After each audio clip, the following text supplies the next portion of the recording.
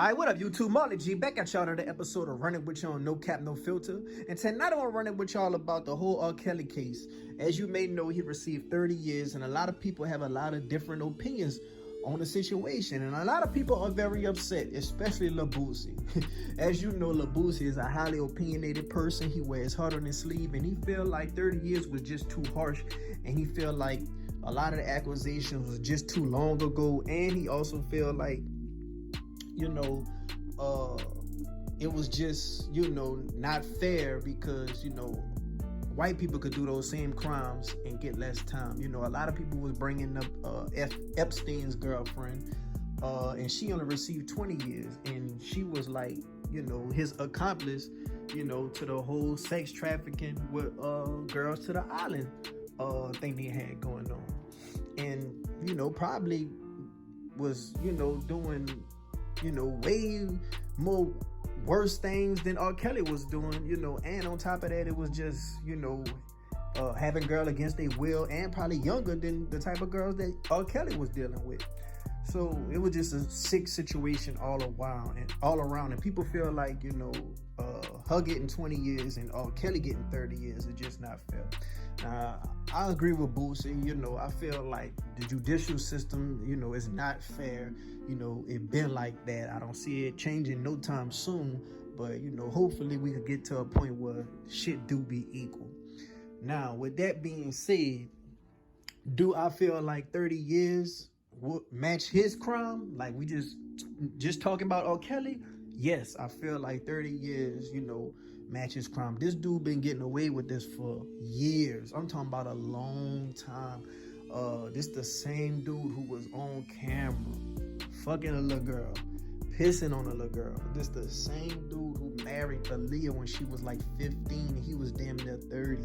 It's the same dude who used to be at McDonald's scoping out young women. This is the same dude, like, who recently, when he was like a free man, he had like a 20-year-old girlfriend. Like, come on, man. And before you say, oh, Hugh Hefner, he was dating young girls too. A lot of those girls that Hugh Hefner was quote unquote dating, they was actually legal age. And I never heard of him messing with anybody, that's not of age. So that's that right there. Now, R. Kelly, I do believe he is the greatest R&B person, singer of all time. And I will still listen to his songs. Can I separate the man from the artist? Yes. But I won't separate the man from the crime.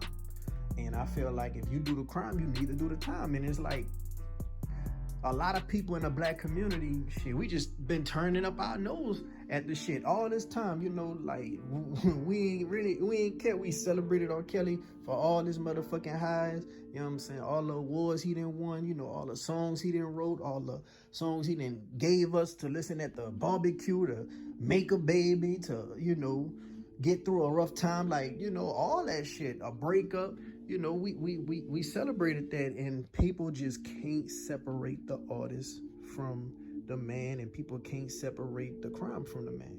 That's the dilemma right there. You know what I'm saying? Because you just don't want to believe it, because he was just so a part of your life, so heavy. Music is just so strong. Music is so strong. That's why it's like prohibited in certain religions, because it's so strong. You could kind of worship these artists, subconsciously.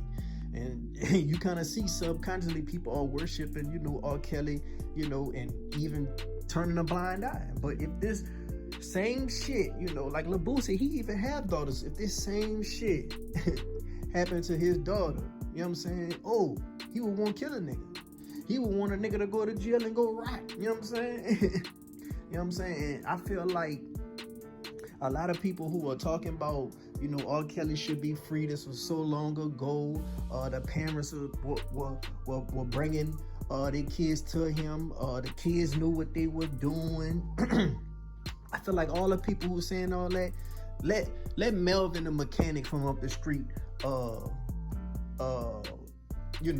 have sexual relations with your niece. Let Melvin the mechanic from up the street have sexual relations with your daughter, with your little sister, with your little cousin. Oh, y'all gonna want to kill him. Y'all gonna want him to go to jail and go rot. You know what I'm saying? It's different when it happens to you. Same thing as a murder in the black community.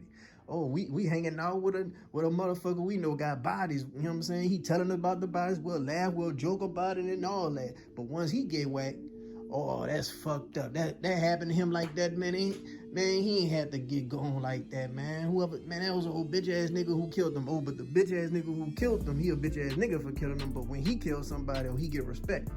It's different when, it happens it's different when it hit homes and it happens to somebody you love or know or care about.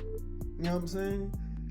And I feel like a lot of this shit, we don't motherfucking shame people for certain shit. Like, we need to start shaming motherfuckers for certain shit. Back in the days, they used to stone a motherfucker. Back in the day, they used to cut a nigga hand off for stealing. We need to get back into them ways in the black community. Fuck that. Fuck that. You know what I'm saying?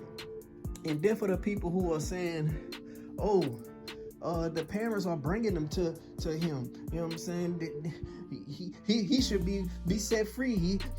The parents were bringing him to him. Well, if you gonna have that mindset, the lady who just went down with Epstein should be free, because fuck, she was influenced by Epstein. He was the ringleader. Nah, man. And then for the people who are saying, oh yeah, man, them little girls know what they doing. How the fuck? At the end of the day, it's all on the adult to go ahead and make that decision. You know what I'm saying? Fuck. When you were younger, you wanted to date Lil Wayne, knowing you was 14. When you were younger, you wanted to date Genuine. You wanted to date Usher. You know what I'm saying? Little girls today that's 14, you think they wouldn't, you know what I'm saying, have a chance to be with Lil Durk? Hell yeah, they gonna take that chance on being with Lil Durk. But at the end of the day, it's on Lil Durk as the adult to not, act upon nothing. You know what I'm saying? Back when I was younger, shit, I used to love me some Kyla Pratt. I used to love me some motherfucking the lady off of Steve Harvey's show, Regina King. I used to love that. But, at the end of the day, when I was 14 and I was loving that, at the end of the day, it's on her to be the adult and not act upon nothing. So how you gonna tell a little kid, you know what I'm saying, who's idolizing a motherfucker, who's looking up to a motherfucker because they're a celebrity? You know what I'm saying? We gotta keep in mind these people are celebrities, because a lot of these girls, they wouldn't even much give R. Kelly a chance had he not been the motherfucking R&B king. You know what I'm saying? So, yeah, man. A lot of people, I just feel like they're so hypocritical. A lot of people are just, they like under a spell. The music will cast a spell on your soul, bro. The music will cast a spell on your soul, and we look at these people as if they're our heroes, and we just don't want to believe that they could do no wrong. Yeah, they talented, but they also human too. You know what I'm saying? And being human is having flaws and having issues. And dude got serious issues. He got like a perverted, sexual preference issue. You know what I'm saying? You know what I'm saying? Like Nick Cannon said, he can't really read or write or articulate good. So that's probably why he talked to young girls, because he probably wouldn't even be able to communicate with a woman his age. You know what I'm saying? Outside of just talking about his music. So, yeah, man, I really just feel like one of these days, you know what I'm saying, we could get it together and, really like start shaming motherfuckers for certain shit. Like, you know what I'm saying? Like, if y'all do this shit, y'all gonna be out of line. You know what I'm saying? And you need to feel bad for it, because it's a lot of R. Kelly's in people's families. You know what I'm saying? Like your uncle fucking Leroy, your uncle Leroy. Motherfuckers turn their nose up at Uncle Leroy because that's Uncle Leroy. But at the family reunion or the barbecues, you telling all the little girls, yeah, don't go sit on Uncle Leroy's lap. Don't be alone with him. You know what I'm saying? Yeah, nigga probably whooped his ass one time, but nobody's calling the police on him. Nobody's killing him. We need to shame a motherfucker like that and throw Uncle Leroy ass in jail. But I want to know, let me know what y'all think. Was the punishment harsh, or was justice served? I feel like justice was served, and I feel like the black community want to do everything but protect black women. Can't even much protect little girls, like little teenagers. But let me know in the comment section down below, like, what y'all thoughts on the whole situation.